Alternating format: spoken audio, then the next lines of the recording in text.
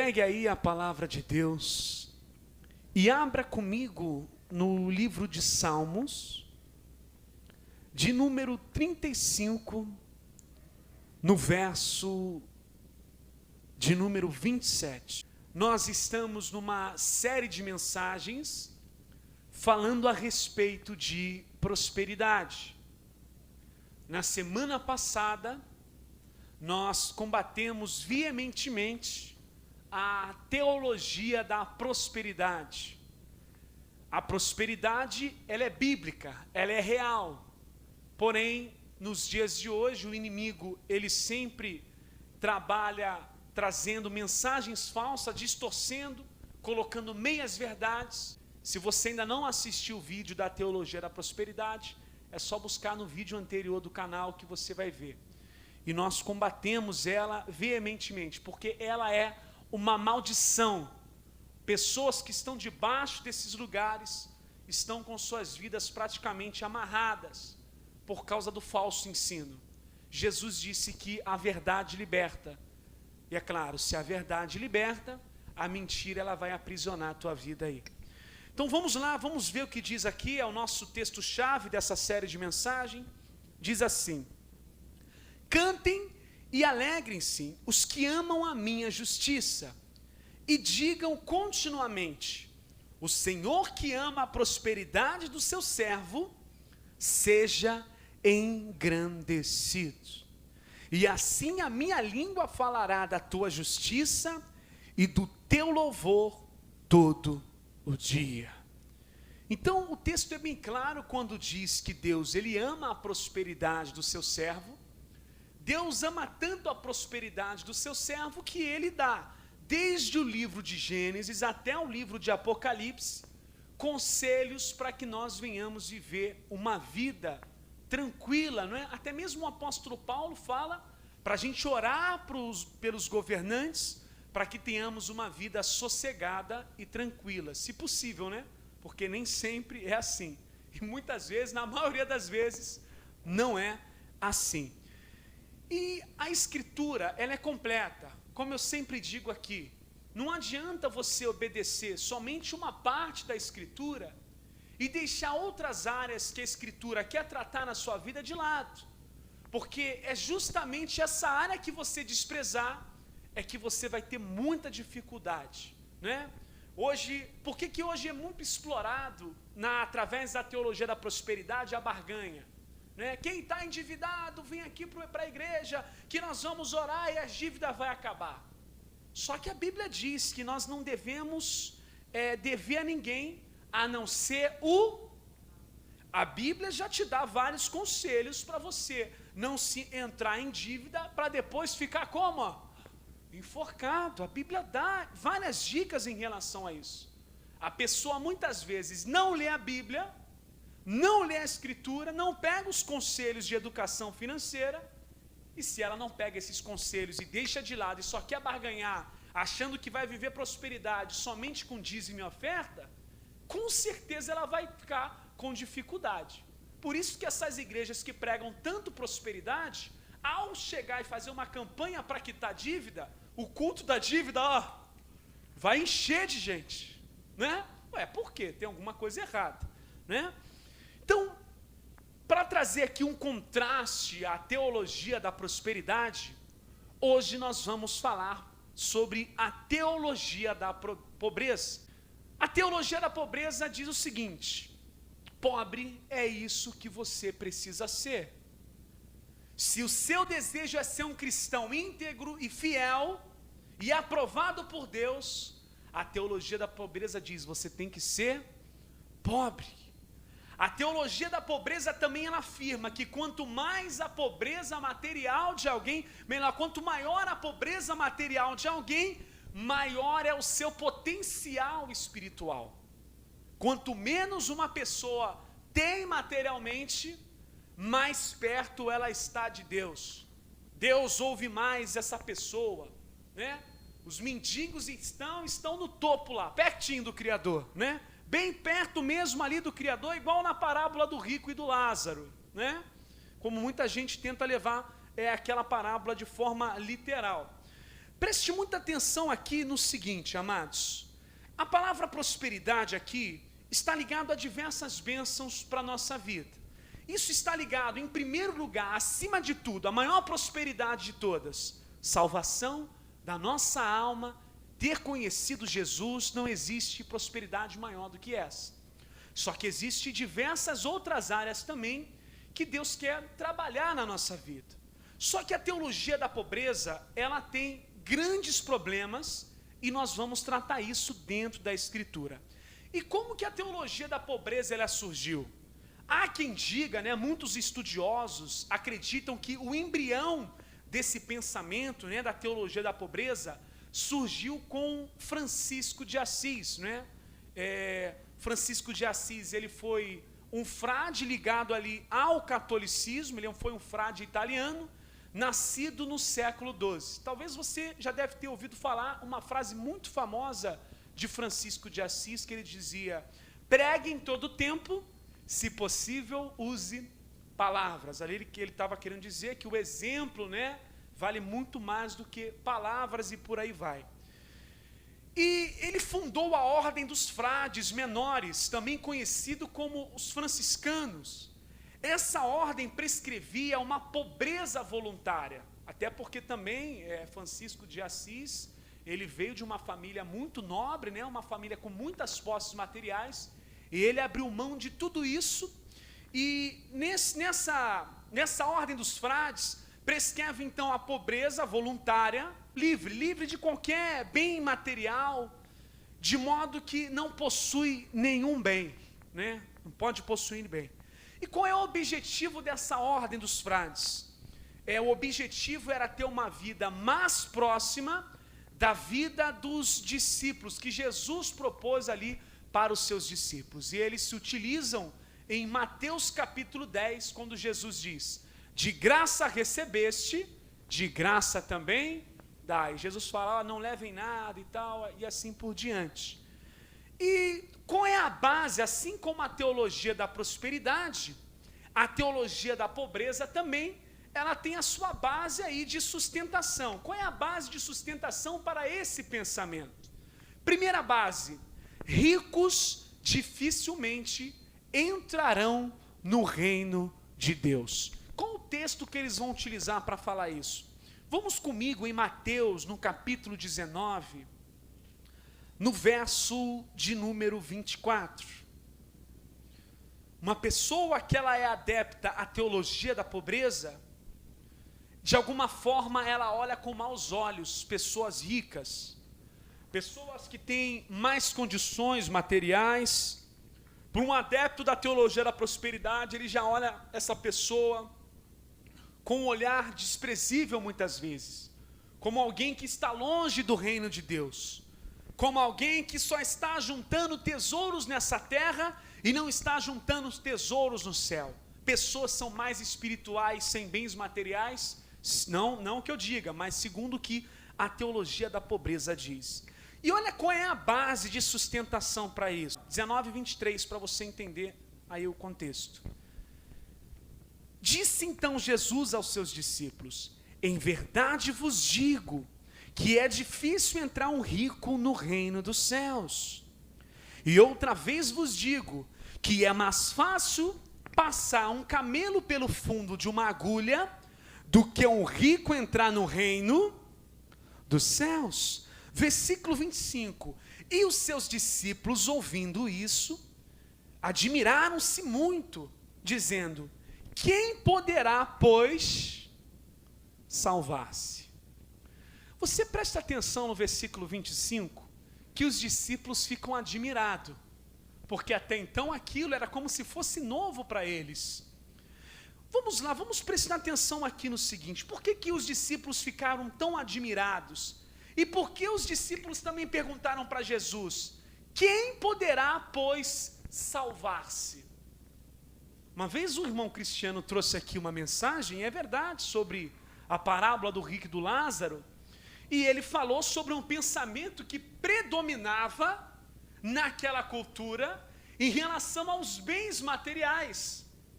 Naquela cultura, predominava-se entre os judeus que uma pessoa rica, uma pessoa bem-sucedida, era um sinal de salvação, de bênçãos materiais, de bênçãos espirituais. Uma pessoa que tinha muito materialmente, era uma pessoa digna das bênçãos celestiais. Se aquela pessoa tem muita condição financeira, é uma pessoa de Deus, é uma pessoa totalmente próspera e abençoada. Esse tipo de pensamento predominava no contexto judaico. Por isso que os discípulos de Jesus, eles estão assim, poxa, eles ficaram admirados. Então quem é que vai ser salvo? É como se eles estivessem dizendo, nós pensávamos que pessoas que tinham muitas condições financeiras, né, são pessoas mais espirituais, mais abençoadas. Mas agora o Senhor falou isso, Jesus bugou os discípulos, né, na linguagem de hoje. Jesus bugou os discípulos. Olha só no versículo 26 o que Jesus diz aqui, queridos. E Jesus, olhando para eles, disse-lhes, aos homens isso é impossível, mas para Deus tudo é. A teologia da pobreza, ela vai isolar o texto que diz que é difícil o rico entrar no reino do céu. E ela vai esquecer do versículo de número 26, que diz que para Deus tudo é possível.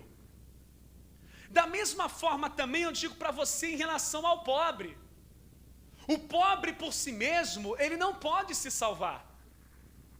Para ele ser salvo, ele carece e precisa de Jesus Cristo. A salvação é um dom de Deus. Como diz em Efésios, não vem de vós, é um dom de Deus, é um presente do Criador. Nós somos salvos pela graça divina. Primeiro nós somos salvos pela graça e essa graça vai manifestar boas obras, nunca o contrário. Então, quando a pessoa isola o texto, ela já olha o rico como não, o rico não vai para o céu, o rico é do diabo, rico só explora o pobre, rico, e quem é que explora o rico? Muitas vezes o empresário, o governo. Quem é que bota uma jabuticaba grande em cima do empresário? Principalmente aqui no nosso país, onde o imposto é altíssimo e você não tem nada de qualidade no que diz respeito ao serviço público. Da mesma forma que muitas vezes, né, o funcionário ele é oprimido, o rico, o empresário que está lá em cima também ele é oprimido por altas cargas tributárias do próprio governo. Salmo 62:11 diz, se a sua riqueza aumentar, não ponha nelas o coração. E qual era o problema desse jovem rico aqui? Qual era o problema dele? Versículo 16, acompanha comigo. E eis que aproximando-se dele um jovem disse-lhe, bom mestre, que bem farei para conseguir a vida eterna? E ele disse, por que me chama bom? Não há bom senão um, que é Deus. Se queres, porém, entrar na vida, guarda os... Jesus vai citar o segundo mandamento para ele, da lei, né? A segunda tábua da lei que diz respeito ao relacionamento com o seu semelhante, com o seu próximo, né? E ele vai dizer assim, com soberba ele diz, tudo isso eu tenho guardado desde a minha mocidade. Então quando Jesus diz para ele, pega tudo que tem e dá aos pobres, Jesus quis mostrar que ele não amava a Deus acima de tudo, e muito menos se preocupava com o seu semelhante. E aí entra também, né, a questão de Jó. Você lembra de Jó? Um homem rico, temente a Deus, desviava-se do mal, orava pelos seus filhos, fazia contribuições em prol dos seus filhos. Chega uma hora que ele foi tentado, perdeu tudo. Perdeu sua riqueza, sua família, sua saúde. Pensamento judaico predominava o quê? Bênçãos materiais, sinônimo de bênção de Deus. Quando Jó perdeu tudo, o que os amigos de Jó falaram para Jó? Tá em pecado, hein, Jó? Jó, tu tá em maldição, hein, Jó? Não sei não, hein? Jó continuava sincero, reto, temente a Deus e não blasfemou de Deus. Era um pensamento que predominava em relação ao rico naquele tempo, né? E você já reparou em relação à teologia da pobreza e à teologia da prosperidade? As duas, elas dizem que a vida espiritual do homem está condicionada no que ele possui. Você conseguiu reparar? A teologia da prosperidade condiciona a vida espiritual da quantidade de bens que a pessoa possui. A teologia da pobreza condiciona a vida espiritual da falta de bens que uma pessoa, material, que a pessoa possui. Você vê que tem erro aí. Agora, em relação a ricos, na Bíblia está cheio, tanto no Antigo e no Novo Testamento, homens de Deus. Nós temos Abraão, Isaac, Jacó, Davi, José de Arimateia no Novo Testamento, Cornélio também no Novo Testamento. Nós temos Zaqueu, que nós vamos falar dele agora. Agora, amados, presta atenção aqui, ó. Segunda base de sustentação para a teologia da pobreza. Quanto mais pobre formos, mais espirituais poderemos ser. E aí onde eles se baseiam, irmãos? Eles se baseiam aqui, ó, Mateus 19, no verso de número 21.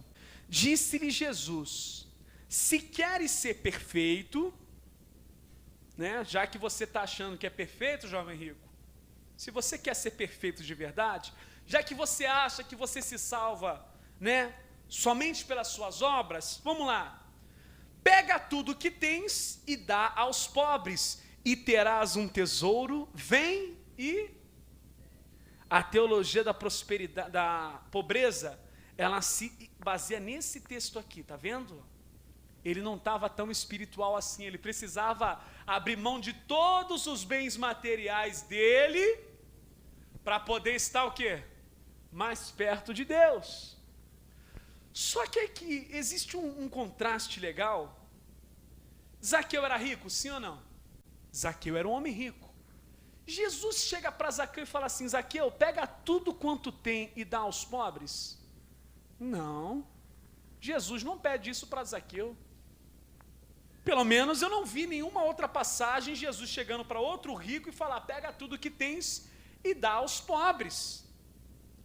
Por que Jesus, em relação a Zaqueu, que eu acredito que Zaqueu era até mais rico do que esse jovem, né? Não tenho certeza. Por que Jesus não chega para Zaqueu e diz: Zaqueu, pega tudo quanto tens e dá aos pobres? Porque o coração de Zaqueu era diferente do jovem rico. O coração de Zaqueu estava totalmente quebrantado. Quando Jesus chega perto de Zaqueu, quando Jesus entra na casa de Zaqueu, Zaqueu se achava até indigno. Zaqueu, ele se adianta e diz para Jesus: metade dos meus bens eu vou dar aos... Zaqueu disse que ia dar tudo ou a metade? Oi? Metade dos meus bens eu vou dar aos pobres. E se eu tenho defraudado alguém, eu vou restituir 4 vezes mais, como a lei ordenava. Você está vendo a diferença, querido? Jesus não chegou para Zaqueu: Zaqueu, tu está falando que vai dar metade aí? Eu quero que tu dê tudo. Jesus não manda Zaqueu dar tudo. Por quê? Na passagem do jovem rico é uma lição, e na passagem de Zaqueu é uma outra lição. Então eu não posso pegar, isolar o verso 21 aqui e pronto, dizer a pessoa não pode ter bens materiais, senão dá ruim. É do diabo, né? Melhor, a pessoa não pode possuir muitos bens materiais, senão é do inferno, é do cão, do capiroto. Está longe de Deus, tem que abrir mão de tudo, tem que ficar pobre, tem que puxar a carroça, tem que ficar mendigando na rua, não é assim? Tem que viver lá igual Elias, só o corvo trazendo lá comida. E por aí vai. Essa é a segunda base da sustentação da teologia da prosperidade. A terceira base de sustentação, ela tem uma meia-verdade. Você vai ver onde está essa meia-verdade. Terceira base de sustentação. Devemos buscar o reino de Deus. Vamos lá comigo em Mateus, capítulo 6, no verso de número 31. Isso é uma grande bobagem, amados. Tem ricos temente a Deus, tem pobres temente a Deus, tem classe média temente a Deus. tem pobre, ímpio, tem classe média, ímpio, e também tem rico, por isso que está escrito, rico e pobre, ambos fez o Senhor. Isso é muito importante, por isso que a gente tem que estudar a Bíblia, amados. Por isso que a gente não pode ficar isolando texto, esquecer do contexto. Isso dá um problemão, isso dá um problema sério. Lê comigo a partir do verso 31. Olha só. Não andeis, pois, inquietos, dizendo, que comeremos, ou que beberemos, ou com que nos vestiremos. Vamos lá. Porque todas estas coisas os gentios procuram. Quando você lê isoladamente, dá a entender que Jesus está querendo dizer que a gente não deve correr atrás, né? Quando você lê assim de relance, isolado, estranho, parece que Jesus está querendo que ninguém corra atrás, porque a preocupação muitas vezes faz parte da nossa vida, não é verdade? Deixa chegar as dívidas na tua casa, você vê. Você não fica preocupado. O que Jesus quer ensinar aqui? Vamos continuar. Porque todas estas coisas os gentios procuram. De certo, vosso Pai Celestial bem sabe que necessitais de todas estas, mas buscai primeiro o reino de Deus e a sua justiça, e todas essas coisas vos serão. Tá certo? Só que Jesus não manda buscar só o reino de Deus aqui. Jesus manda buscar o reino de Deus em primeiro. É totalmente diferente de achar que você deve buscar só o reino de Deus. Por quê? Jesus sabe que você tem que trabalhar. Jesus sabe que você tem que trazer o pão para sua casa. Jesus sabe que você precisa pagar suas contas. Jesus sabe que no livro de Gênesis está escrito, do suor do seu rosto comerás do seu pão. Jesus sabe diversos conselhos, sabedoria de Deus dada a Salomão em relação à educação financeira. O que Jesus está querendo dizer é, nunca inverta essa ordem. Nunca deixe de colocar Deus acima de tudo. E quando uma pessoa obedece o reino de Deus, as demais coisas são acrescentadas. Se uma pessoa está realmente obedecendo a Deus, no que diz respeito à educação financeira, se a pessoa está obedecendo a Deus, no que diz respeito a leis de saúde, se uma pessoa está obedecendo a Deus, não adulterando, não traindo a sua mulher, não mentindo, não enganando, as demais coisas vão ser acrescentadas, sim ou não? É lógico que é uma coisa natural. Um cristão não se envolve muitas vezes com vício. Um cristão genuíno, ele não vai se viciar em bebida, em droga, né? Em cachaça, em cigarro, em muitos outros vícios, pornografia, mulher, prostituta. Vai sobrar dinheiro para ele. Diferente do ímpio, que não busca o reino de Deus, não obedece a Deus. E aí, meu amigo, acaba de fato não sendo acrescentado mesmo na vida deles. A verdadeira paz e a verdadeira felicidade, né? 34, não vos inquieteis, pois, pelo dia de amanhã, porque o dia de amanhã cuidará de si mesmo. Parece um paradoxo, né? Basta a cada dia o seu. O que muita gente faz? Pega o versículo de número 34, vou descansar no Senhor, está escrito aqui que Ele vai cuidar de mim no dia mal. Sabe o que a pessoa faz? Cruza os braços, não corre atrás, não faz nada, vai cair do céu, a bênção vai chegar. Não, Deus quer que eu viva só da obra. A pobreza vai chegar, a dificuldade financeira vai chegar. Não corre atrás, não. Não vá no suor do rosto como ordena as Escrituras, não. Basta cada dia o seu mal. O que Jesus está falando? Olha, eu vou cuidar de você, mas você precisa também fazer a parte. Você reparou também que Jesus, nesse mesmo contexto, ele usa o exemplo dos passarinhos? Olhai para as aves dos céus, né? Não ajuntam, nem cegam em celeiros e tal. Aí a pessoa diz, está vendo aí, ó? Vai tudo correr atrás de mim. Só que quando você observa de fato as aves do céu, elas trabalham e trabalham muito para levar comida para o seu filhotinho, ela monta ali o ninho, sim ou não? O que Jesus está querendo dizer? Eu já dei tudo para vocês na terra, vai produzir, não vai faltar. Quem destrói a terra é quem? O próprio ser humano que destrói a terra.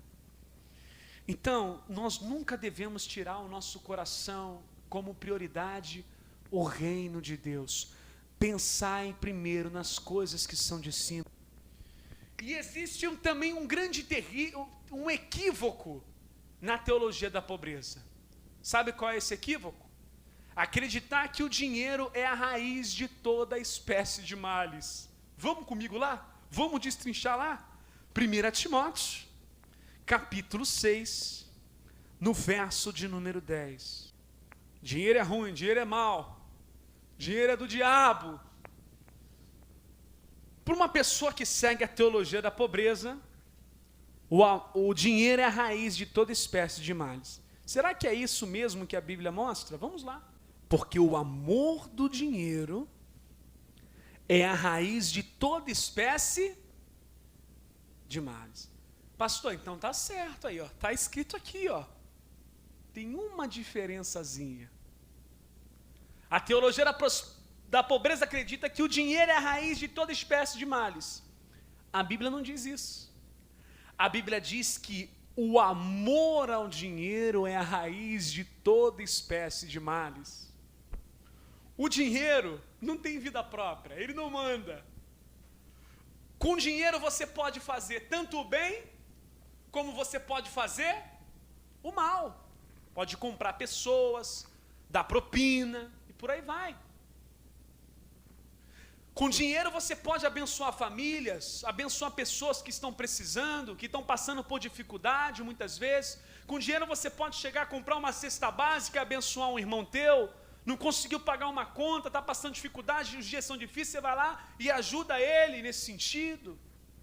Sem dinheiro dá para ajudar nesse sentido? Não dá. Por exemplo, uma faca. A faca está lá, em cima da pia na cozinha lá. Né? Com ela você pode cometer algo terrível, um crime com ela. Pode cometer um assassinato com uma faca. Mas também pode fazer, meu irmão, uma comida gostosa, hein? Com a mesma faca você pode fazer uma delícia, né? Com a mesma faca você pode fazer, ó, um delicioso jantar. Então o problema não é dinheiro. Dinheiro não faz nada, mano. Dinheiro está aí. O problema é o que as pessoas fazem com o dinheiro. A mesma coisa a arma. Falei da faca, a arma é a mesma coisa. Uma arma pode ser usada para cometer um crime, como ela pode ser usada para salvar e inibir, muitas vezes, pessoas de fazerem maldades. Vai depender da forma como uma pessoa usa, né?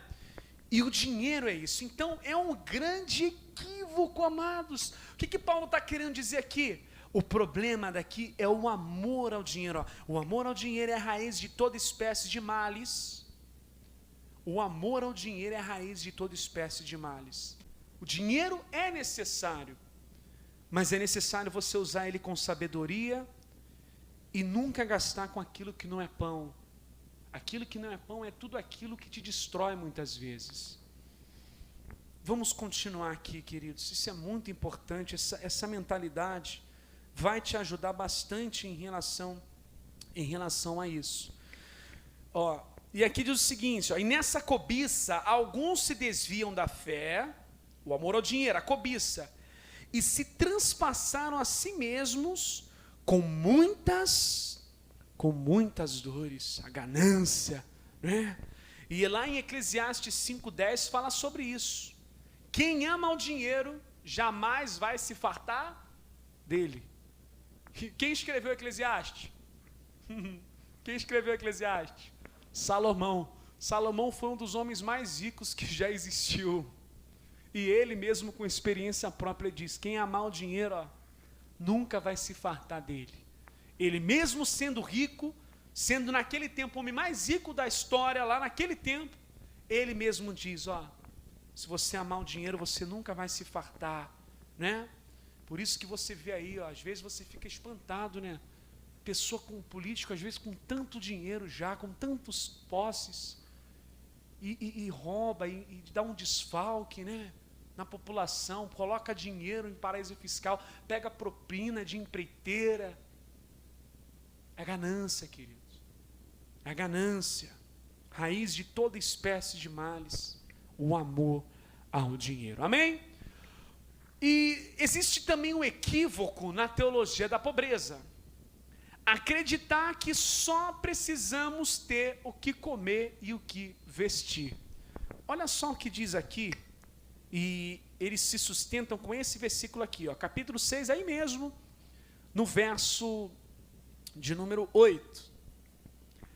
Tendo, porém, o sustento, continua comigo aí, e com que nos cobrirmos, estejamos com isso contentes. Tendo sustento, tendo com que nos cobrirmos, estejamos com isso contentes. O que Paulo quer dizer aqui? Ele quer dizer que o ser humano, ele tem que ser grato, primeiro, pelaquilo que ele tem. Tenho que comer, tenho que vestir. Seja grato a Deus pelaquilo que você tem. Porque se você pegar aqui o contexto todinho do capítulo 6, Paulo está falando sobre os que amam o dinheiro, que muitas vezes não conseguem viver gratos pelaquilo que têm, que possuem, e vivem muitas vezes uma vida de ingratidão para com Deus. Aqui, nesse versículo 8, Paulo não está incentivando para você viver com o mínimo necessário, não é isso. Até porque, vamos supor que existe uma frase, melhor, vou falar aqui, existe uma frase que diz assim: não quero muito dinheiro, quero apenas o necessário. Quero apenas o necessário. Quando a gente olha para essa frase, a princípio parece ser uma frase legal, né? Uma frase humilde. Mas pensa você, ela não é um pouco egoísta? Como assim? Não quero muito dinheiro, quero apenas o necessário. Se você tiver apenas o necessário para comer e pagar suas contas, como que você vai ter para ajudar alguém? Você parou para refletir nisso? É um pensamento um pouco egoísta. Como que você vai ter para doar para uma determinada pessoa? Pensa na tua família, em toda a tua casa. Pensa no teu vizinho muitas vezes, pessoas que você ama.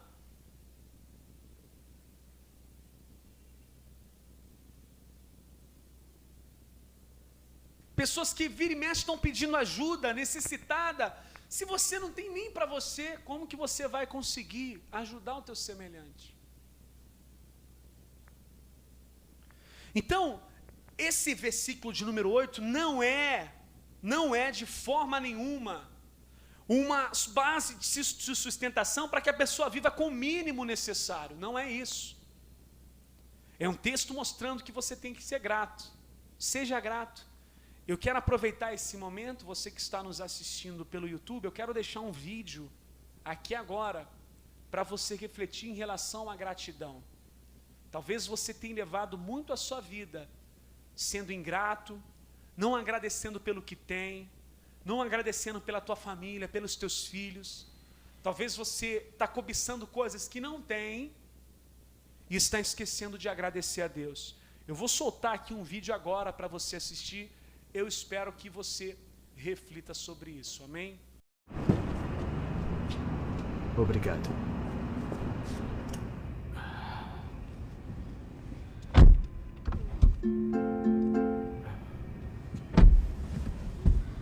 Harvey, você acredita que o meu amigo comprou um jato particular? Mano, eu queria poder comprar um desses.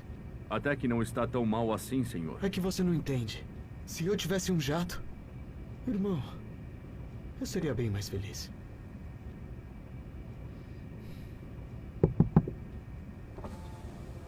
Ei, cara, desculpa incomodar, mas esse é o novo Rolls Royce. Esse é o meu carro dos sonhos. É sim. Caramba, eu seria tão feliz se tivesse esse carro. O meu é uma porcaria. Você tem uma grande sorte, hein? Enfim, eu tenho que ir, mas obrigado pela atenção. Quer saber, Harvey? Agora que eu pensei bem, eu acho que eu não tô assim tão mal, tá ligado? Acho que o único jeito de ser feliz é valorizar o que você tem, o que você já tem.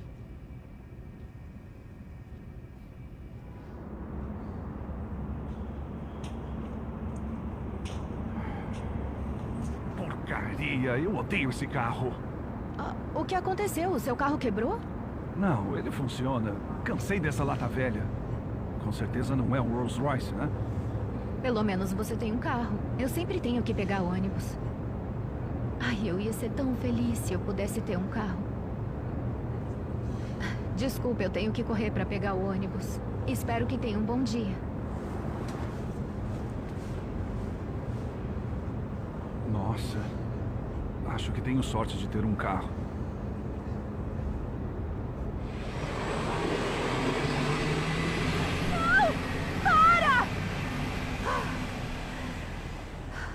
Droga!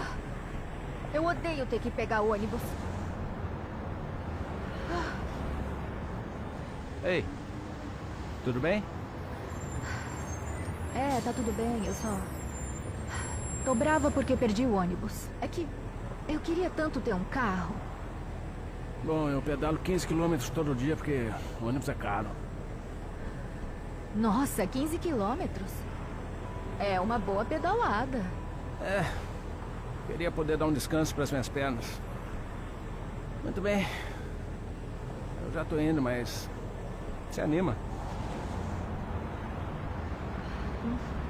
Talvez andar de ônibus não seja tão ruim assim.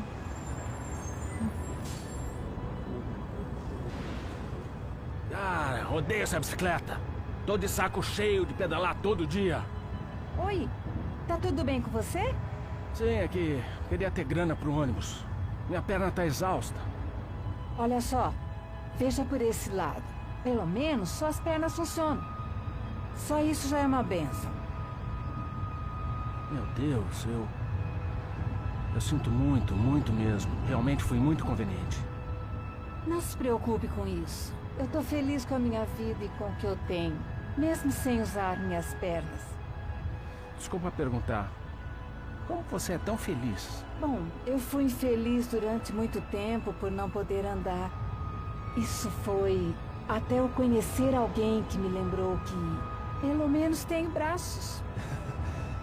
Acho que é verdade mesmo. A única maneira de ser feliz é valorizar o que temos. Obrigado. Tenha um bom dia. Viu só como é importante a gente ser grato na presença de Deus? E quantas vezes a gente está reclamando, tem muitas pessoas aí, ó, que com tão pouco estão dando graças a Deus. Então, irmãos, tenha bastante isso em consciência.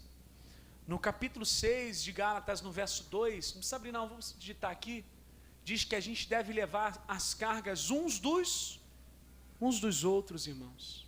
Levar as cargas uns dos outros. Então não deixe a teologia da pobreza tomar o teu coração, porque ela vai limitar os teus ganhos. Ainda mais aqui, como eu sempre digo, o exemplo do Brasil. Eu estou falando isso aqui praticamente todo culto. Não tenha uma fonte de renda, tenha duas, se possível até 3. Meu irmão, faça o que você puder fazer. Porque, como eu já disse na mensagem passada e digo aqui também, os economistas estão dizendo aí que ano que vem, economicamente, vai ser pior do que esse ano. Inclusive, ano que vem vai ser tão pior ainda porque é ano de eleição, queridos. Então já se prepare para o pior ano que vem. Se você puder ter mais de uma fonte de renda, tenha. Nunca negocie com a tua família. Não negocie com a tua família. Tá bom? Então, o limite, muitas vezes, se você limitar os seus ganhos, você vai estar limitado também de abençoar aquelas pessoas que tanto precisam de você e que muitas vezes te cercam. Amém?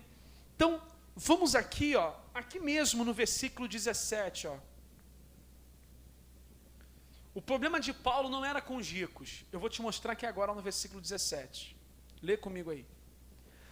Manda os ricos deste mundo que não sejam altivos, nem ponha a esperança na incerteza das... Paulo não está falando, manda os ricos deixarem de ser ricos. Eu estou em 1 Timóteo 6,17, tá, irmãos? Manda os ricos desse mundo que não sejam altivos, nem ponham a esperança na incerteza das riquezas, mas em Deus, que abundantemente nos dá todas as coisas para dela gozarmos. Versículo 18. Que façam o bem e enriqueçam em que, amados? Em boas obras. Olha o que ele está dizendo aí. Repartam de boa e sejam... Paulo não está falando para o rico deixar de ser rico. Paulo está falando para o rico não colocar o coração nas coisas desse mundo, não ser soberbo, não colocar o coração nas riquezas, e está falando para abençoar pessoas, repartir, né? Como a Escritura ensina, cada um contribua segundo o que propôs no coração, e por aí vai. Amém, povo de Deus? Abra comigo então lá novamente, a gente finalizando esse encontro de hoje, a gente finalizar aqui. A gente começa no Salmo 35 e finaliza hoje aí também no Salmo de número 35. Ah, tá bom esse salário que eu estou ganhando aqui já do governo, a inflação. Chega a hora o governo fala assim, ó, vou congelar salário. Tu fica anos com o teu salário congelado, tá bom? Você que sabe. A Bíblia te dá conselhos, né? Se você quiser receber os conselhos, amém. Se não quiser receber, é contigo e Deus. Congela ou não congela salário quando quer? Bem entender o governo. Tu ganha X, ele pega e congela teu salário. E não fica dependendo de INSS para se aposentar não, que dá ruim.